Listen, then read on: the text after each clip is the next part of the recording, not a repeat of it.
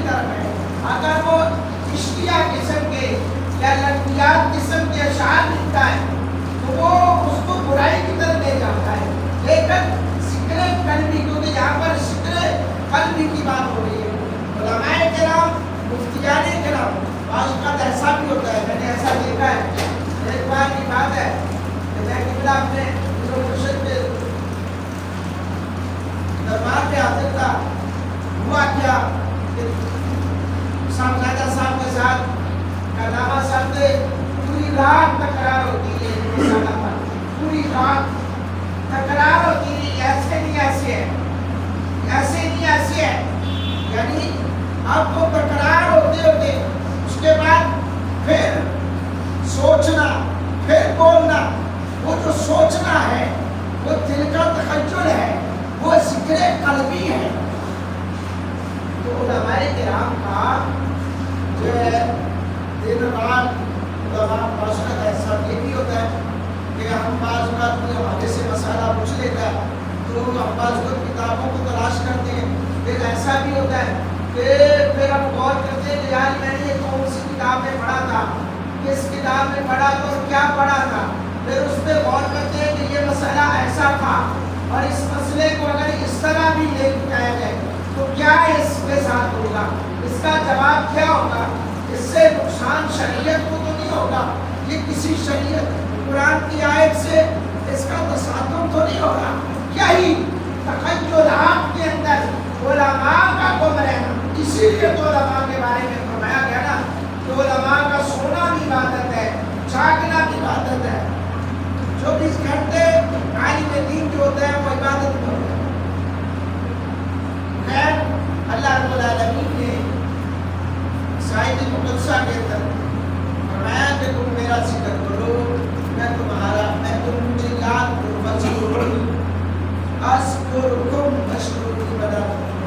اب اللہ کے لیے تم کا شکر بھی ادا کرنے کا حکم ہے.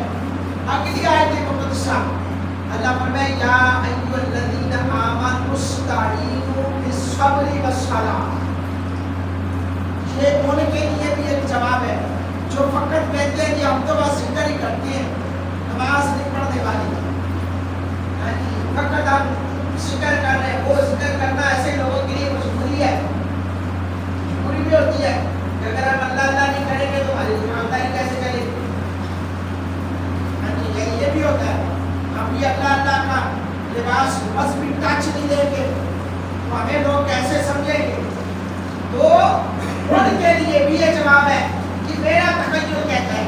اللہ فرمائے اے ایمان والو استعینوا مدد مانگو، بالصبری صبر کے ساتھ، والصلاۃ اور نماز کے ذریعے. آگے فرمائے ان اللہ مع الصابرین، بے شک اللہ صبر کرنے والوں کے ساتھ. اب یہاں پہ دیکھیں پہلی آیت مقدسہ میں اللہ شاہ نے اپنے ذکر کی طرف مرغوب کیا لوگوں کو کہ میرا ذکر کرنے والا، مجھے یاد کرنے والا ثواب کا مستحق تو ہوتا ہی ہے، ثواب کا استحقاق تو اسے ملے گا. مثال کے طور پر اللہ پڑھا یا لا الہ الا اللہ پڑھا، اس کا ثواب مل گیا کیونکہ قرآنی الفاظ اور ایک پڑھنے پر 10 نیکیاں ملتی ہیں. اب حصول نعمت کے لیے، حصول برکت کے لیے، حصول ثواب کے لیے ذکر تو کیا، لیکن اس کا بیک پہ رزلٹ کیا مل رہا ہے کہ اللہ کہہ رہا ہے، اللہ فرما رہا ہے کہ میں تمہارے چرچے کروں. تم میرا ذکر کرو کیونکہ اللہ نے وما خلقت الجن والانس الا لیعبدون، جن و انس کو اللہ نے پیدا ہی اپنی عبادت کے لیے کیا ہے. ہماری تو بھائی اس کو ہم اللہ کا ذکر کریں گے تو ہم کامیاب ہیں، نہیں کریں گے تو ہمیں ناکام انسان کہا جائے، ناکام مسلمان ہے. آگے اللہ فرمایا استعینوا بالصبر والصلاۃ. اپنے کے رب کا مقام دے کے، رب کی عظمت دے کے، رب تعالیٰ نے اپنے بندوں سے پیار کا اظہار کر دیا کہ اے ایمان والو، یعنی ایمان کی صفت سے کسی کو کوئی چوہا ادھر کہہ کر بلائے اور اسے کام کروائے نا تو وہ کام نہیں کرتا. اور اگر کوئی اس کو کہے یار تو بڑا شیر بہادر ہے دلیر ہے تو یہ کام کر جائے گا تو وہ بندہ نہ بھی کرنے والا اور دل میں بندے کا خیال تو آتا ہے نا کہ چل یار میں کرنے کی کوشش تو کروں گا. اتنا بڑا اس نے میرے پر بھروسہ کیا ہے, میری اتنی تعریفیں کی ہیں تو چلو میں کوشش کر کے دیکھ لیتا ہوں کیا ہے. اب اللہ جل شانہ کی عظمت میں فرمان ہے اللہ خالق اور مالک نے اہل ایمان کو, محبوب کے غلاموں کو, محبوب کا کلمہ پڑھنے والوں کو اللہ یہ بھی کہہ سکتا تھا یا ایھا الانسان یا ایھا الناس, کئی جگہ پر کہا ہے لیکن یہاں نماز کا تذکرہ ہے, یہاں صبر کا تذکرہ ہے. پتہ چلا نماز بھی اہل ایمان پڑھتے ہیں, صبر بھی مومن کرتے ہیں. صبر بھی وہی کرے گا, شاکر بھی وہی ہوگا جو ایمان والا ہوگا. اور استعینوا بالصبر, نماز سے پہلے صبر کی تلقین ہے, نماز سے پہلے صبر کی تلقین ہے. کیوں؟ دار ہے, کاروباری بندے ہیں. کہ میں اپنے تخیل میں گیا تھا جب میں نے آیت مقدسہ پڑھی اور میرے دل نے یہ کہا کیوں صبر کی اللہ نے پہلے حکم دیا, کیونکہ بندہ کام کر رہا ہے, کاروبار کر رہا ہے, مشین چلائی ہے یا کوئی بھی ہے, فرض کرے کپڑے سلائی کرنے والا کپڑے سی رہا ہے, آپ کو نماز کا اذان کا ٹائم ہو گیا, آدھا گھنٹہ کے لیے وہ کام روکے گا, آدھے گھنٹے کے لیے کام رکے گا, کمائی رکے گی, نماز کی طرف آئے گا, نماز کی طرف آئے گا. وہ آدھے گھنٹے میں ہو سکتا تھا وہ ایک پیس تیار کر لیتا, آدھا پیس تیار کر لیتا. بہت سارے ایسے بھی لوگ ہوتے ہیں کاروباری جو آدھے گھنٹے میں ہزاروں روپوں کا کام کر لیتے ہیں, ایک کلک پہ کام اتنے ہزاروں روپے کا ہو جاتا ہے.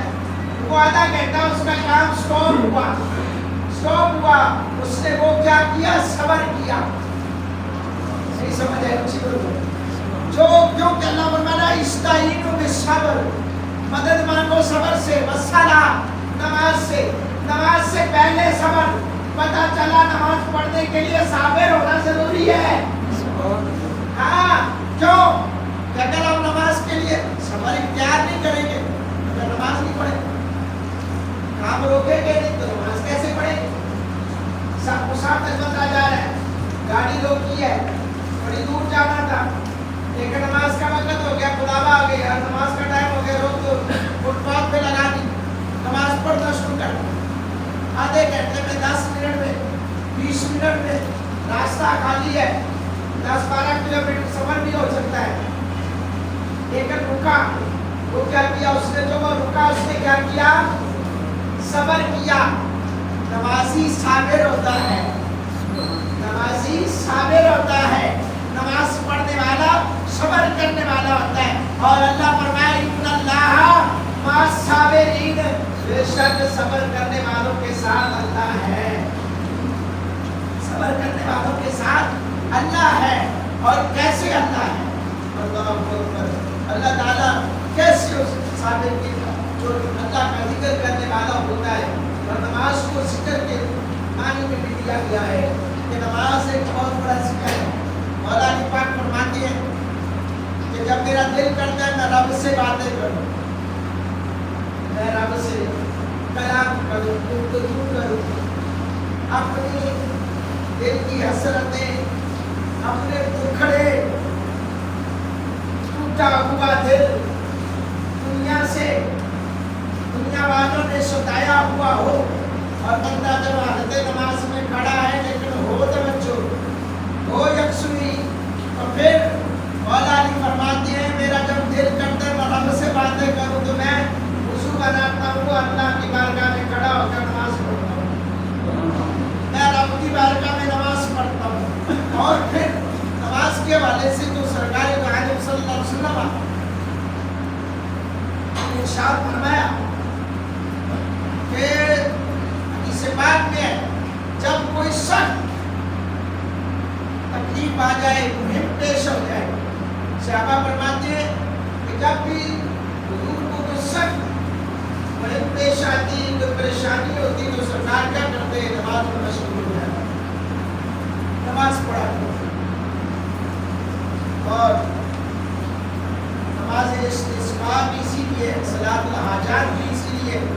حدیث کے اندر موجود ہے کہ سرکار علیہ السلام نے نماز استسقاء بھی پڑھائی ہے، صلاۃ الحاجات بھی پڑھائی ہے.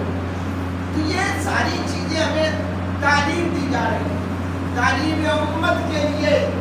اور پھر مقام دیکھو، پہلے اس سے پہلے یہاں پہ آپ ہمارا استعینوا بالصبر والصلاۃ، مدد مانگو صبر اور نماز سے. اس سے پہلے فرمایا فاذکرونی اذکرکم واشکرونی ولا تکفرون، میرا ذکر کرو، مجھے یاد کرو، میں تمہارے چرچے کروں گا،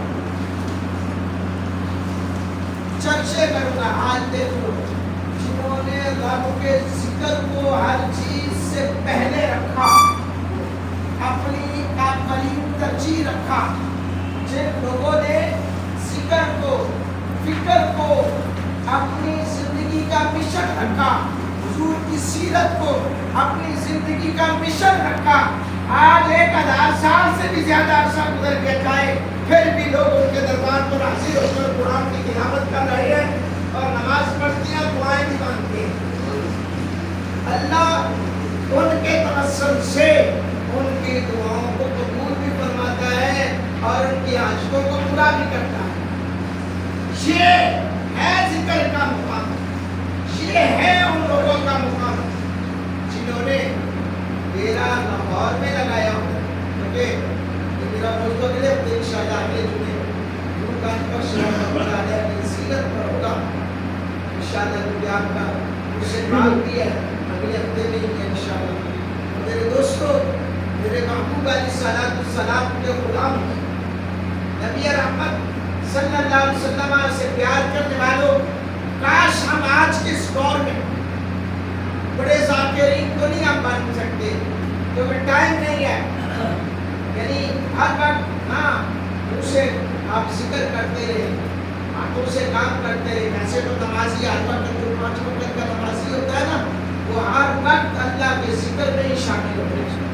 وہ ہر وقت ایسے ہوتا ہے، بے شک وہ کام کاج کر رہا ہے، ان کو شریک کر رہا ہے، لیکن وہ اللہ کے ذکر میں ہے، مصروف عمل ہے. تو سرکار نے فرمایا جس نے عشاء کی نماز باجماعت پڑھی اس کو آدھی رات عبادت کے برابر ثواب ہے، اور جس نے فجر کی جماعت کے ساتھ پڑھ لی، بے شک وہ سویا رہا پوری رات، اس کی عبادت لکھی جائے گی. وہ حالت عبادت میں ہے کہ 5 وقت کرنا. فقط میں یہی کہوں گا، آج کا پیغام دینا یہ چاہتا ہوں میرے دوستو، مسجدیں خالی نہ ہونے دیں، مسجدوں کو آباد کریں، مسجدوں کے اندر آیا کریں، نماز کی پابندی کریں. نہ صحیح آپ 2 گھنٹے ذکر کی بزم میں بے شک نہیں بیٹھ سکتے، 4 گھنٹے ذکر کی بزم آپ کے لیے ٹائم نہیں ہے، آپ کے پاس آپ نہیں دے سکتے کیونکہ حالات ہی ایسے کرتی ہیں. کبھی بجلی کا بل بم گر رہا ہے، کبھی پیٹرول کا بم گر رہا ہے، کبھی کسی چیز کی مہنگائی کا. جب سب سے بڑی بات ہے پیٹرول مہنگا ہوتا ہے نا، ہر چیز مہنگی ہو جاتی ہے. تو بھائی نماز پڑھے اور اس سبب سے برکت کی دعا مانگے. میرا یہ خیال ہے، میرا یہ کہنا ہے، بندہ 1 لاکھ روپیہ بھی ڈیلی کا کماتا ہے لیکن اس کی کمائی میں برکت نہیں ہے تو وہ بے فائدہ ہے. اور اگر 1000 روپیہ ڈیلی کا کمانے والا اس میں برکت ہے تو وہ خوشحال ہے. تو یہ برکت کہاں سے آئے گی؟ یہ برکت ہمارے اپنے اعمال، ہمارے کردار کی وجہ سے آئے گی.